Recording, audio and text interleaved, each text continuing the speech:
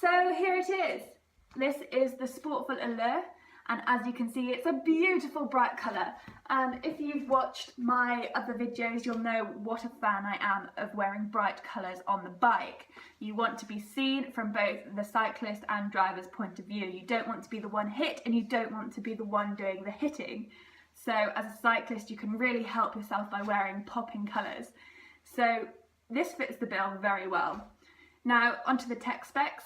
It scores 4 out of 5 online for being windproof, so that's pretty high level, and also 4 out of 5 for water repellency. Now I say water repellency because I got called up in my Castelli video for saying waterproof. I obviously didn't articulate it very well, but it won't keep you completely dry. But 4 out of 5 is a pretty good rating, so if there is a bit of a downpour, you won't get wet. The only thing is, it only scores 2 for breathability, which isn't great, especially if you get really hot and sweaty going up a hill or doing sprints. You don't want the wind at the top to suddenly come cutting through you and really chill you down. That's not what you want. But hopefully the fact that it's got quite a high windproof rating will really help with that.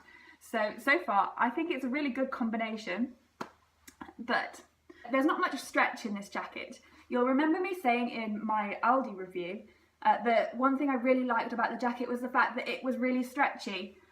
But looking back and having a proper look at this jacket now, I can see that that's not so much of a good thing. I mean, you don't need the stretch. This jacket is so well fitted.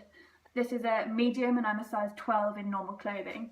But assuming the bike position, there's no strain across the back like there was with the Aldi. I could feel it stretching.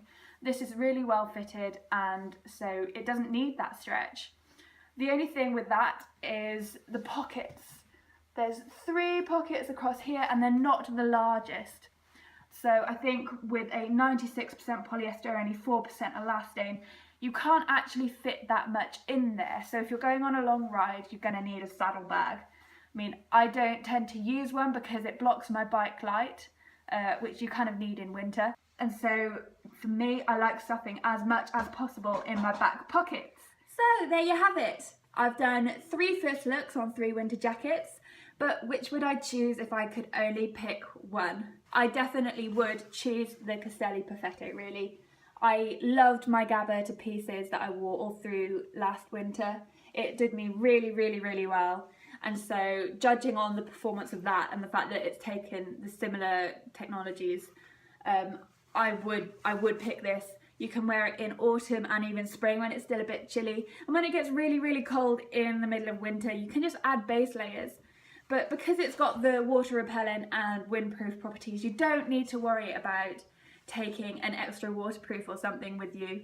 So it's really good for that. I think it's just much more versatile, so you get a lot more for your money.